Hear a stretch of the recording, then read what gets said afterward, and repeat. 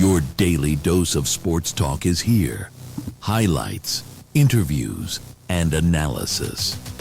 From the entertainment capital of the world, Sports Wrap with Jason Page starts now.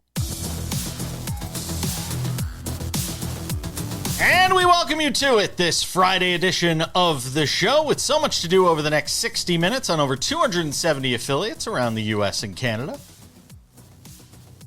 Hello to our friends watching all over the world, wherever you may be watching, courtesy of YouTube, or if you're listening on the Sports Wrap with Jason Page podcast.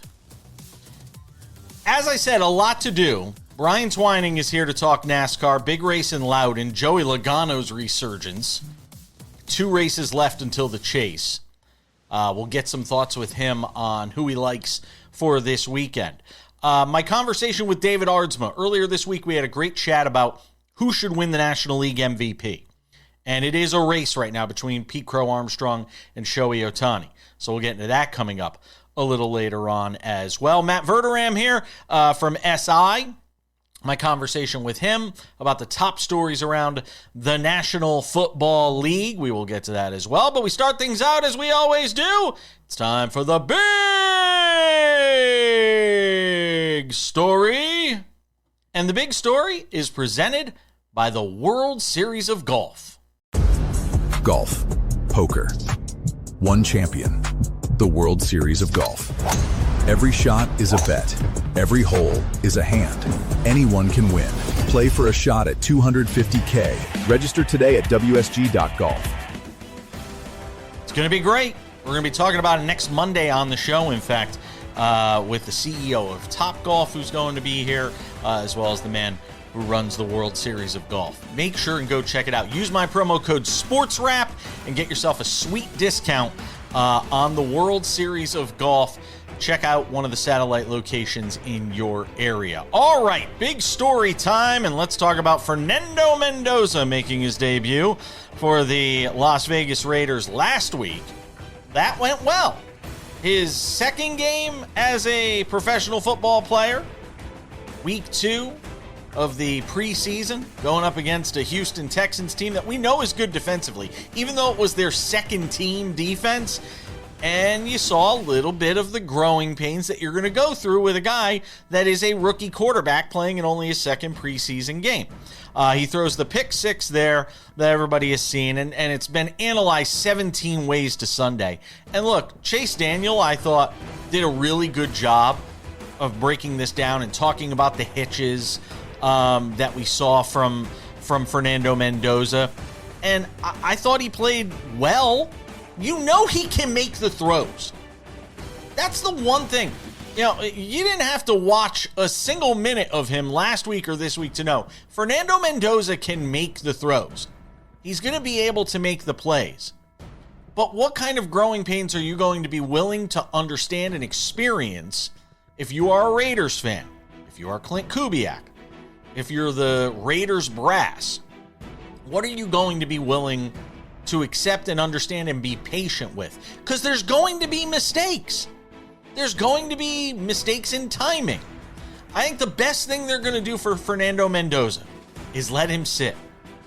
Let him watch Kirk Cousins. The kid is a sponge. He will absorb what he's watching. A lot of guys, they just can't sit. Their whole life, they've been the starter. From middle school to high school to college, they've been the guy. Every step of the way. They've been told how special they are. They've been told how wonderful they are. And their egos can't process sitting behind anybody. Even if it is Kirk Cousins, who's a guy who's been to plenty of Pro Bowls and has accomplished a lot of things in his career from a statistical standpoint. Fernando Mendoza is not that guy. If you watch Fernando Mendoza, the way he prepares, the way he speaks to the media, the kind of reverence he shows to the guys around him, sometimes maybe even a little too much reverence to the guys around him. You know that this guy, that guy, he's not going to have trouble sitting behind Kirk Cousins. Let Kirk Cousins take the lumps that this team is going to have to take over the first 6 or 7 weeks. We've talked about it. They have a brutal schedule to start 2026. Let them go through that. Let the realization set in that, hey, we're probably not a contender for much this year. Remember the division they play in. The Broncos, the Chiefs, the Chargers, not necessarily in that order. I'm just rattling them off. And then the Raiders. You're not planning to do much this year. This is a process. And I know everybody hears process, they think of Joel Embiid and the Philadelphia 76ers, but you do have to trust the process here. The Raiders made great strides in this offseason in starting to build a nucleus and put a team together around Fernando Mendoza. You want to see steps and growth this year with Fernando Mendoza. And he's going to get half a season probably to do that. But in the meantime, let him sit once the regular season starts. And barring injury to Kirk Cousins, let him get the experience of watching the pro game, being able to sort of dissect it from the sidelines. And he will. I think he's going to be fine. I don't know if he's going to be all world. I don't even know necessarily that he's going to be the best quarterback in this draft. Because I think, like Dan Orlovsky, I think Ty Simpson brings a lot to the table. But I do know he's got all the physical characteristics and the mental characteristics that you want in a franchise quarterback. Whether that translates to success on the field is a completely different subject, because there have been plenty of guys that have come out of the collegiate ranks that we thought had all these intangibles and then failed for whatever reason. Sometimes it's being drafted by the wrong team. And that is one of the things you have to consider when it comes to Fernando Mendoza. He is not being born on third base. This isn't Victor Wembanyama being drafted by the San Antonio Spurs, who are one of the most well-run franchises in sports. This is getting drafted to a team like Cleveland, or a team like the Raiders, or a team like the Jets. You're not starting on third base. You're barely getting out of the dugout. So I think from that perspective, his success may not necessarily be predicated on him alone. But I do wish the best for him, because he seems like a really nice guy. I don't know how 100% authentic it all is. You could all judge that for yourself. But I am rooting for the guy to succeed. And that's the big story. We're talking more football. Matt Verderame from Sports Illustrated joins us next.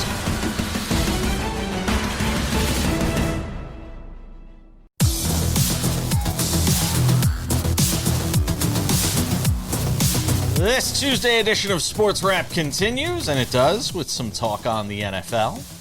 After I've had my say in the big story, for the first time this season, we welcome in Matt Verderame. Does a great job over at SI. Matt Verderame Show on Patreon.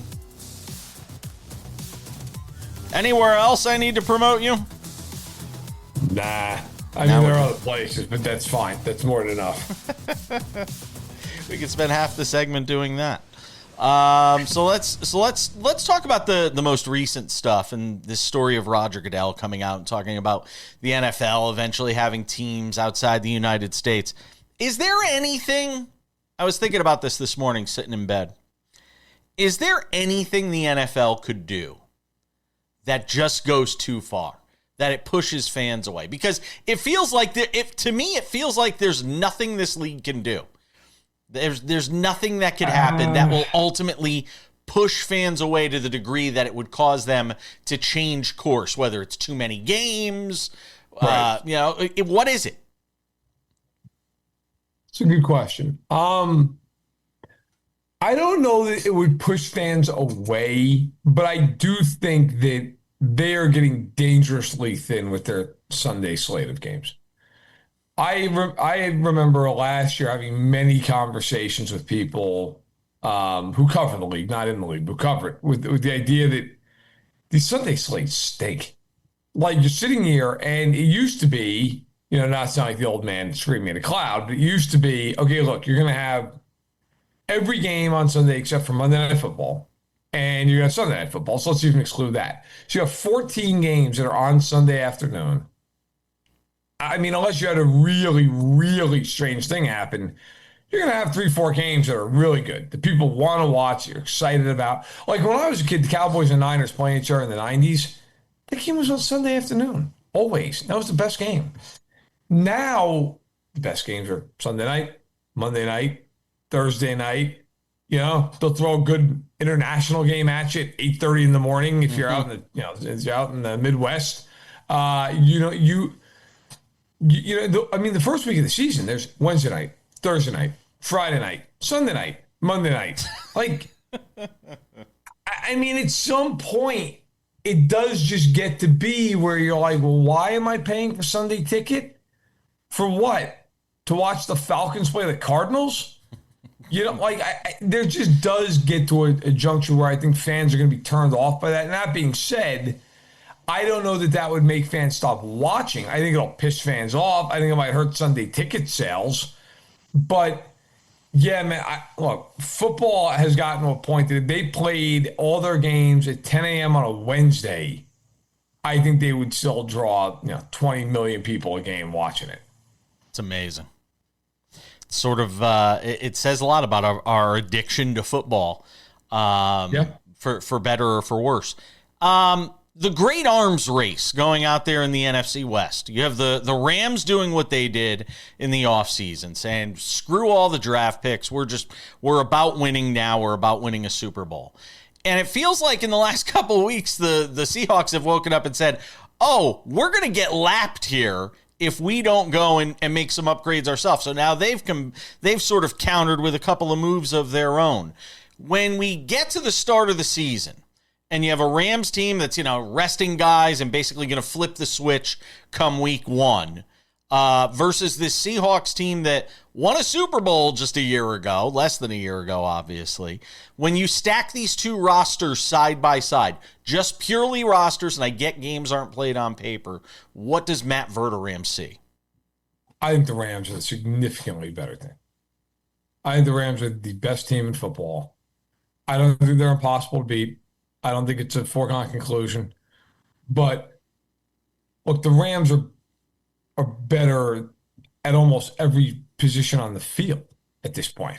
Like, where are the Rams not better than the Seahawks? I don't know. They're better quarterback, they're better running back, they're better receiver.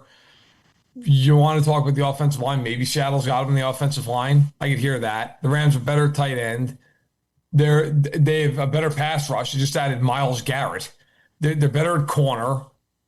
Just better. They're better all over the place. Now, and it's not like the Rams don't have a good coach. The Rams have an excellent coach, maybe the best coach. So, look, the argument against the Rams is Stafford is almost 40 years old. The offensive line is probably the one spot that you look at and go, that could be a recipe for disaster in a playoff game. That is somebody's in. That is the way that in January the Rams lose, because some team comes in there, which they don't have any home field advantage. So any team that goes in there might have home field advantage over the Rams, noise-wise. And a team goes in there like the Eagles and just says, we can put Stafford on his ass a dozen times. That's how we're going to win the game. That's what we're going to do. The other answer is that receiver room is ultra thin behind Nakua and Adams is no young pup, and Nakua has had a very, let's call it, challenging offseason. Okay? If Nakua gets hurt or Adams gets hurt or becomes ineffective, all of a sudden they become a lot easier to defend. So I don't think there's some guaranteed team. They're not inevitable. They're not inevitable. They're not. Like, I lived through some of those Patriots teams where you looked at them and just went, good luck, man. I mean, I don't know. Even some of the recent Chiefs teams where you looked at them and just said, if that team's healthy, they're winning 15 games going to the Super Bowl. Like, I don't feel like that about the Rams, but I do think they're the deserved, clear favorite going into the season. In the last 90 seconds of this segment, we're holding you over for one more. Does that division get 3 playoff teams? It should, but my guess is no, because they haven't going to beat each other up. And speaking of being beat up, the Niners are already at a point where they have about 3,000 injuries, which is kind of what they do. They just have injuries every year, whether it's a substation or not. I don't know. They're just hurt constantly. the whole team's hurt. McCaffrey isn't practicing. Evans has already been beat up. He was beat up last year. He's in his 30s. Kittle's coming off the Achilles. He's hurt all the time. Like, Bosa's hurt.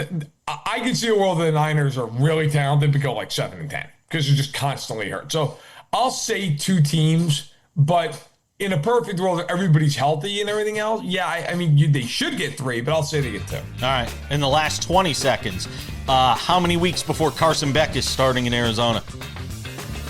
God. I mean, that's a question I haven't been asked yet. 8?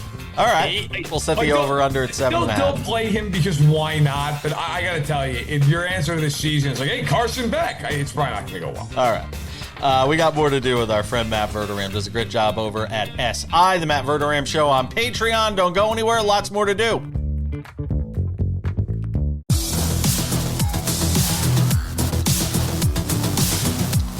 I've always found when a guest says, well, there's a question nobody's asked me, it means they hated the question. And I think Matt Verderame just gave me one of those.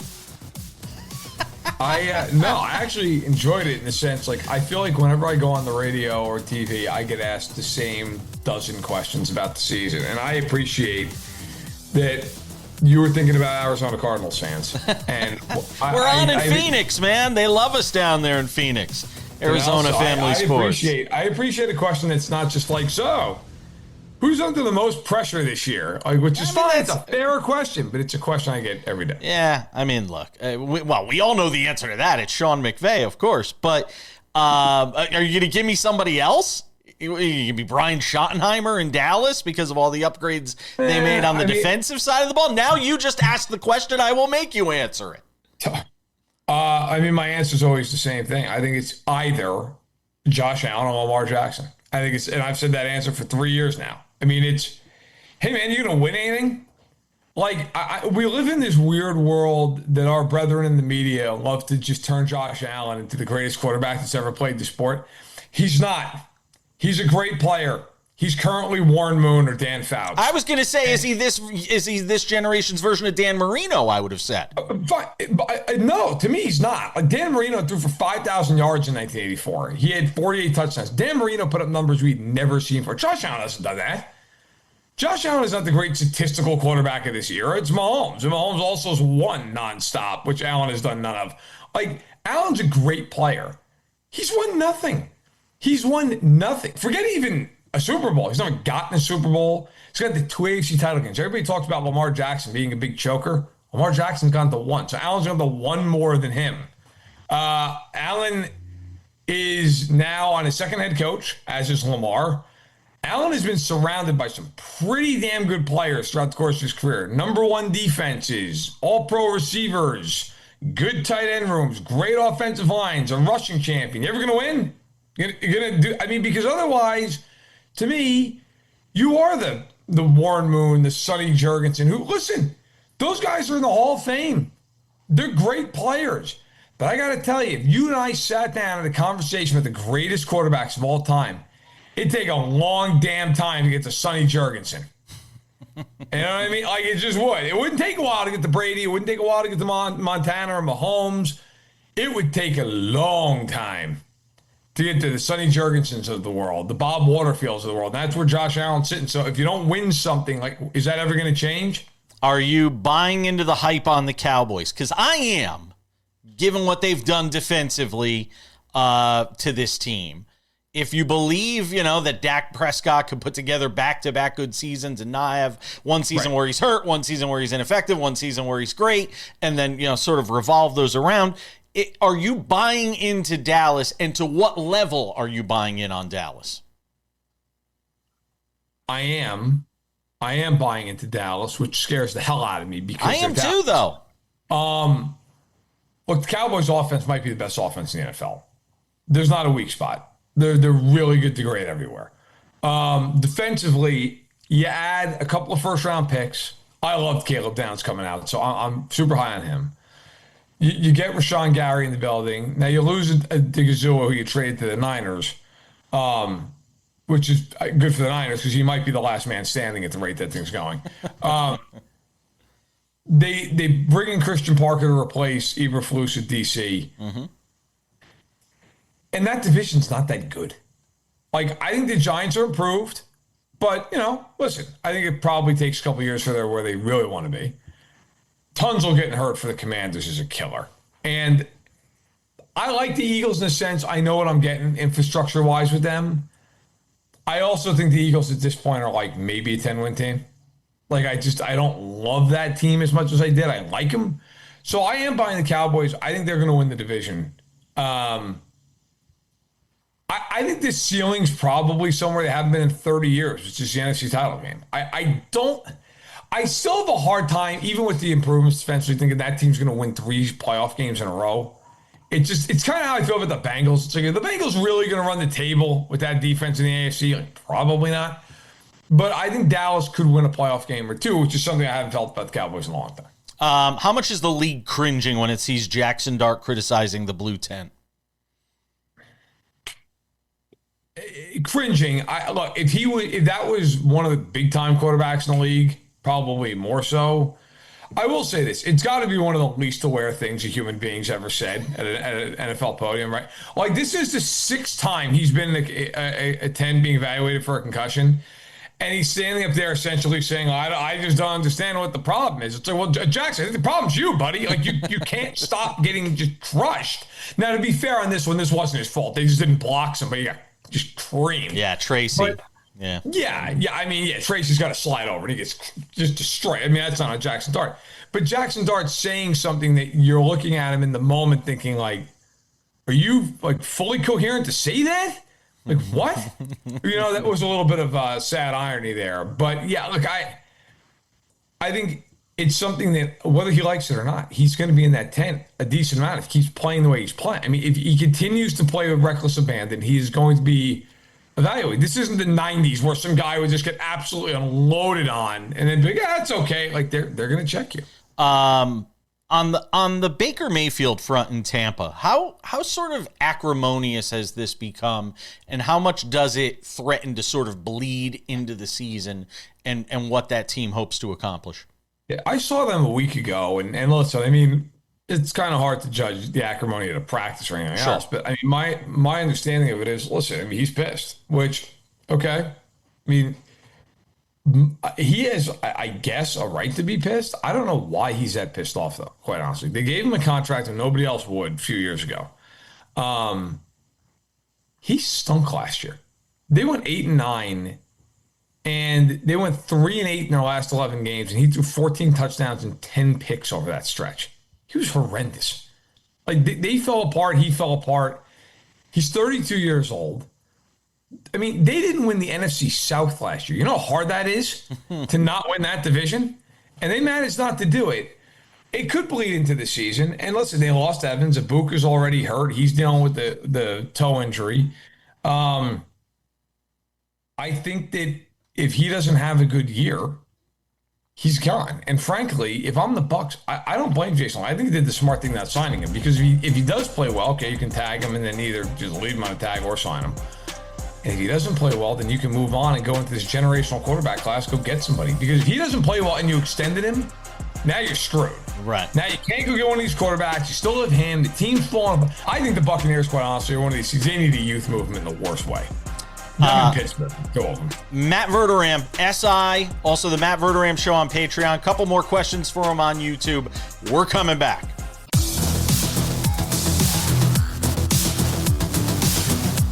Welcome back to the show. Earlier this week, I had a chance to talk about the National League MVP race. Ohtani, PCA.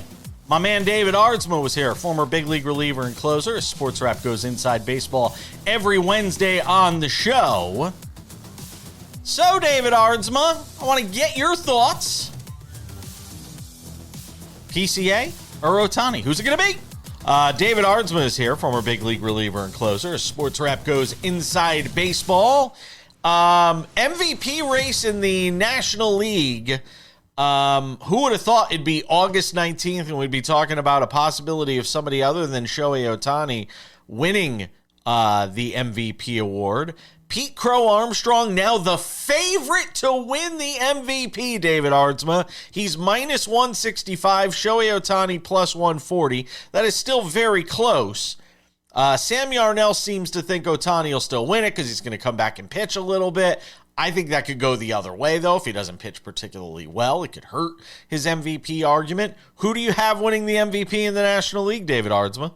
So one of the fun things about this is the records of the teams are so similar. Yeah. Right? 76 and 51, 74 and 53, incredibly similar. The Dodgers, obviously the big difference there is the Dodgers just have superstars left and right. Well, I mean, every single player on that team is basically an all-star at some point in their careers, or an MVP or a Cy Young winner, et cetera, et cetera, et cetera. The Cubs are a completely different team, right? You go up and down that lineup. They've slow build that team over time. They lost their best player in the offseason in Kyle Tucker, he was currently in Dodger, and we just talked about with his struggles in Dodgerland, and that's a whole nother conversation about his struggles. And then you get to PCA and Ohtani. Okay, the two kind of guys that have just been getting the job done in both places. Where I give my hat to in this ring right now is PCA. I think offensively, he has a little bit of an edge right now in some of the stats, some of the secondary stats like OPS plus, stuff like that. Ohtani has an edge. But when we're talking about an edge here, we're talking about like a razor's thin edge. Like either way, no matter what. WAR, PCA has one more WAR, but I don't want to even get into that. More games, but more plate appearances, more hits, all that stuff. But Ohtani has less games, but he has slightly better stats. Okay, stats are pretty much the same. So now we got to break it down to pitching and defense. Pitching, Cy Young caliber, but pitched 80 innings and has been hurt. And if he comes back, we don't even know what we're going to get. Might be the opener or might be a closer. We don't even know when he just threw a bullpen, so it's going to be late September regardless. They're looking for October. And then you get PCA, who's the best defender right now in baseball, best center fielder, and the biggest moment maker.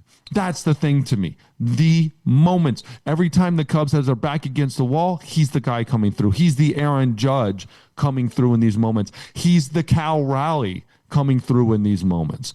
So these are the things. It's not best player. It's not best two-way player. It's not best pitcher and hitter and greatest player of all time.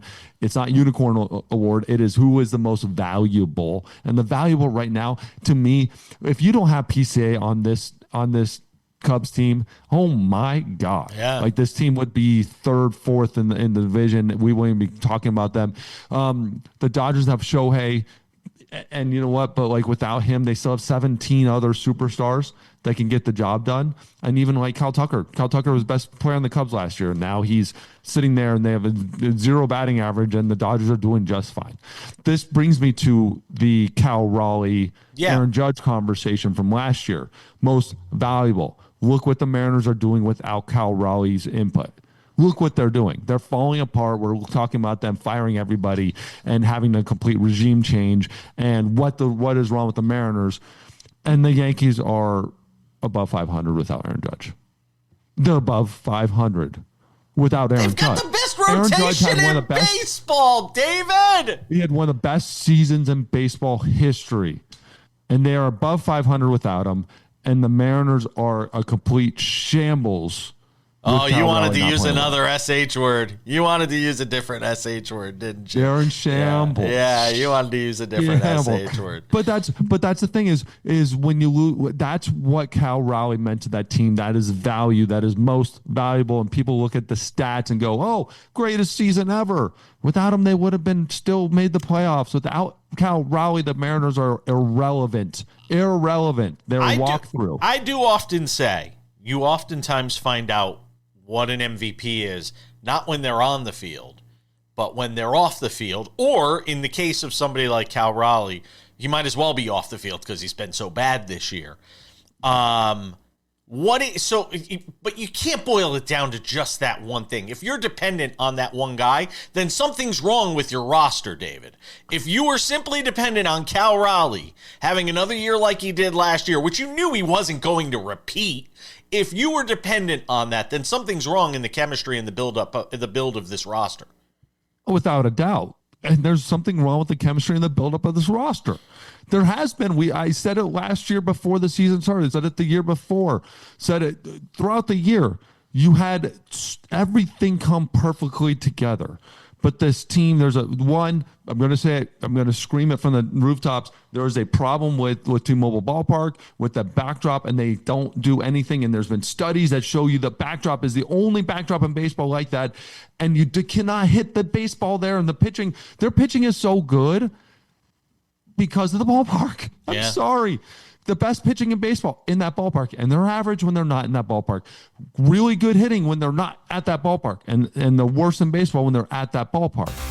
Change the ballpark. Change something about it. 2, that offense is so mediocre and so up and down. They really don't have any guys that just get the job done every day in and out. 2, 3, Julio Rodriguez is also having a down year, but is still not as down as what Cal Raleigh is.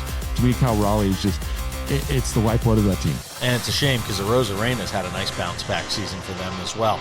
David Aardsma does a great job. Sirius XM MLB Radio, Inside Baseball. Thank you, my friend. Thank you.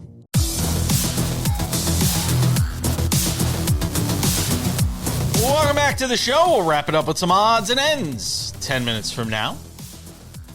Brian Twining does a terrific job for us every Friday on the show. He's the last man standing officially, by the way. I like to have that moniker. There it is. Jerry Bonkowski and Tino are no longer on the show for scheduling reasons and things like that. So Brian Twining is here, ladies and gentlemen, to talk NASCAR. And if Brian bails, there will be no more NASCAR on the show. I will say we are done talking about NASCAR on the show. And we don't want that to happen. We don't. NASCAR already has a difficult time reaching the general public. Yeah, absolutely. So they should spend money with us. Let's talk about what NASCAR, just a few weeks left here until we get to the playoffs, the chase. Yep. The chase. The chase. Don't call it the playoffs, Jason. You sound like you don't talk about NASCAR for a living. If you don't call it the chase. I'm feeling particularly obnoxious today. So that's okay. So let's talk about first of all, Joey Logano couldn't win for love of money, and then he goes and wins at North Wilkesboro, and then he goes and wins at Richmond. And now all of a sudden we're talking about Joey Logano again. He's all but clinched a playoff spot. I think he's in 9th. I think the top 7 so far have clinched a spot in the chase. What do you attribute this run by Joey Logano that we've seen here over the last month? Horses for courses. Joey is one of the best, if not the best, at these shorter, flat tracks, which is North Wilkesboro and Richmond. So to see him compete at both of those places was not a shock. It's a little bit of a dagger to my heart, being somebody that has faded Joey all season. But I do think that as we get into the chase, you're going to see the true performance capabilities of Penske and the 22, where they've struggled on 1.5s, they've struggled on all intermediates, and we're not going to be having all of these short flat tracks in the chase. Okay, so then you're telling me, even though he's going to probably make the playoffs, yes, the chase, you don't like his chances in the chase based on the track layouts. That's what you're telling me. Yeah, I mean, we have a 3-race stretch in the chase that goes from Kansas, Las Vegas, Charlotte, all tracks where Penske has struggled mightily. And I mean, if Brian Blaney's struggling there, the other 2 guys are struggling when Blaney is known as the fastest guy. So it's going to be difficult for Logano to compete for a championship again, because there is no more win in advance type of stuff. Mm-hmm. Let's look at the playoff standings right now. And I said the top 7 basically right now have already clinched spots. That's Hamlin, Blaney, Gibbs, Reddick, Briscoe, Elliott, and Bell. Kyle Larson's just outside that number. He's going to get in. Joey Logano is at 9th, as I mentioned. Start looking at the cut line. Mm-hmm. Bubba Wallace dangerously close to that cut line. He's 14th. 382, he's 382 out of first, but he's only 20 points inside the cut line, something like that. Ryan Preece is on the outside looking in right now. He's the first man out. Shane Van Gisbergen is the cut line right now at number 16. Who, when you look at this race this week, we could talk about the favorites and we'll get to the odds and all that in a second. When you talk about this race at Loudon this week, from the guys that are near that cut line that need a good showing right now, who's the one you're most concerned about? It would probably be Shane Van Gisbergen. It's just with us going to Daytona next week to close out the regular season, there is a danger that if you have a problem here, you DNF, then you're going to be put at risk of having to be extremely safe next weekend in the final race of the regular season. But for the most part, I would say that both Bubba Wallace and Austin Cindric and Shane Van Gisbergen, barring a catastrophe, are pretty safe. Again, barring them having a terminal issue with their car this week and then wrecking at Daytona, it's going to be really difficult for Ryan Preece, who is 50 points behind Shane for the final spot, to jump them. So you need a combination of a DNF and Preece having a good showing. Pretty much, yeah. Is what he needs. So basically this week, Preece needs a DNF from somebody like Shane Van Gisbergen or even Austin Cindric, and he needs to have a great showing. And then next week, he's still going to have a great week and be better than those guys.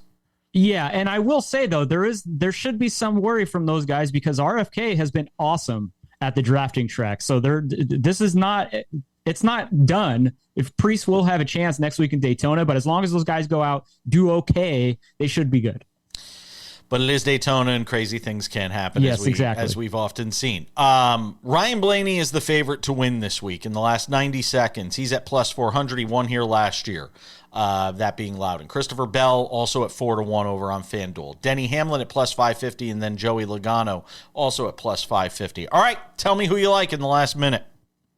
Christopher Bell, bridesmaid so many times this year. He dominates New Hampshire. Last year they struggled. Toyota as a whole struggled, but New Hampshire is Christopher Bell's track. So I expect to see him get back onto the horse. And don't count out Tyler Reddick, who has performed well here. He has a great qualifying position. He should qualify near the front. And that team is looking for something to kind of get their season back on track. Anybody further down the list that you like in terms of underdogs that could make some noise? I like Ryan Preece being a New England guy. I don't know if they got the speed to do it, but he should be on the correct strategy to try to get to the front here. He's a Connecticut guy, if I'm not mistaken. I'm pretty sure he's a Connecticut guy. From some of the research that I've done. Yes, I do research. All right, so Brian Twining giving us his picks for this week. Check him out over on Bleacher Nation. He does a terrific job covering NASCAR and covering just about everything else because he is a man of all seasons. Brian, always appreciate you, my man. Have a great weekend. Enjoy the race. All right, you as well.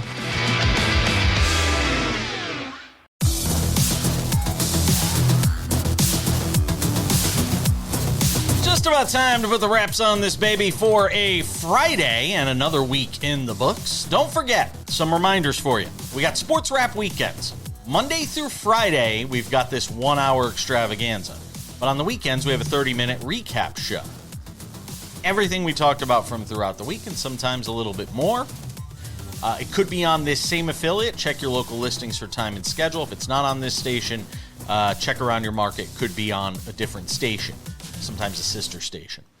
So go and check that out. We've got the Sports Wrap with Jason Page podcast, the Monday through Friday version of the show in its audio form. That is available wherever you get your podcasts, Spotify, Apple Podcasts, YouTube Podcasts, iHeartRadio, TuneIn, Odyssey, Amazon, anywhere you get a podcast, you can listen to this show. We encourage you to do so. The podcast available Monday through Friday. We've also got the Sports Wrap with Jason Page YouTube channel. This is the place to find all things video associated with this show, beginning with the Monday through Friday TV version of the show. All the commercials stripped out of it. 45 minutes waiting there for you every afternoon over on the Sports Wrap with Jason Page YouTube channel. We've got Sports Wrap Originals, Extended Conversations, Sports Wrap Shorts. We did one last night, as a matter of fact, after Fernando Mendoza's second preseason game. Something big happens, big news. Whenever we got some time, we're jumping in on the YouTube channel with Sports Wrap Shorts. Sports Wrap Shorts available there. Also, the Sports Wrap website, sportswrap.tv. This is the place for all the aforementioned stuff we just talked about. The podcast, you can go and subscribe to that, listen to it on the website, sportswrap.tv. Also available there, some of the YouTube content that I was just talking about. The YouTube content available there as well. The Substack, our Monday through Friday daily newsletter, the Daily Wrap, is available there. Go and subscribe. It's free. Go right there. Sportswrap.tv has it. You can send us your comments, your criticisms, your love, your hate. We don't care. We take it all there at sportswrap.tv. And without any further delay on this Friday edition of the show, it's time for some odds and ends. Odds and ends, and boy, oh boy, a big blow to the U.S. Open, the final major of the tennis season, because Jannik Sinner won't be there. Dealing with a knee injury. He hasn't really played since Wimbledon. In tennis, it's been sort of a lost year in tennis, with Carlos Alcaraz being out, dealing with a wrist injury. Then Sinner wins at the French, gets hurt after Wimbledon. So no Sinner at this year's U.S. Open as a result of this knee injury. The good news for tennis is, while there won't be any Jannik Sinner, this guy will be here. That guy, Carlos Alcaraz, will be competing in this year's event. And again, he's missed the last two majors, last two slams as a result of this wrist injury he's been dealing with. So he'll be back, and Sinner won't. So they'll obviously miss each other for the third straight tournament, I believe. We'll have to wait and see how those two sort of commingle for next year. They're good buddies. They've both been having to figure out how to deal with injuries this year. That's been the big story in tennis, is the loss of Alcaraz and Sinner. We'll see what happens out at the U.S. Open. Our buddy Patrick McEnroe will join us from there for sure. Odds and ends, the end of the ownership tenure for Mark Lohr over at the Minnesota Timberwolves. He had a big stake in the team along with Alex Rodriguez. The two of them were sort of the majority of the ownership of that franchise. Well, Lohr is giving up his interest to a guy named Mark Stad. I don't know, he's the founder of Dragoneer. That's about all I was able to find on him. I wasn't going to go and do that much research on him. It's just billionaires buying from billionaires. But congratulations to Mark Stad. A valuation of $4.5 billion he purchased it at. And if I'm not mistaken, I think Lohr and A-Rod bought it at a valuation of like $1.5 billion just a couple of years ago. It's bonkers, the valuations and the prices that you're seeing NBA teams sold at. Makes you wish you bought one. And they got to figure out the arena situation there in Minnesota. They've been at the Target Center. It's the second oldest arena, I believe, in the NBA after Madison Square Garden. But MSG has had a million upgrades to it over the years. They got to get out of Target Center and get into a new arena there in Minneapolis, and I'm sure they will at some point. But Mark Stad expected to be the new controlling interest owner. A-Rod's going to purchase more equity in the team. We'll see how it all shakes out. Bottom line, new ownership coming to Minnesota with the Timberwolves. Bryson DeChambeau in the news. Bryson DeChambeau and Liv Golf's been in the news all week. And Bryson DeChambeau wants you to give Liv Golf another chance, he says. They're playing their final event of the season out in Indianapolis. And Bryson DeChambeau is hopeful that Liv Golf is given one more shot, he says.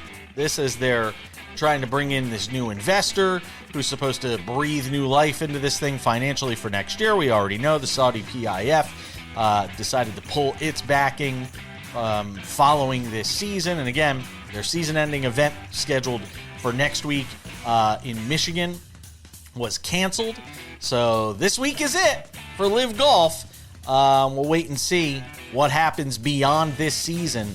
Now, when I hear Bryson DeChambeau talking about, hey, we need one more shot, that's not a good sign. I think it's just a matter of, when the patient is declared dead, so to speak, when it comes to live golf. But we'll see if they can rebound next season. It's going to do it for us. Thank you to David Aardsma. Thank you to Matt Verderame. Thanks to Brian Twining, all of you at home for watching all week long. I'm Jason Page. That does it for Sports Wrap. We'll see you back here next week. Bye-bye.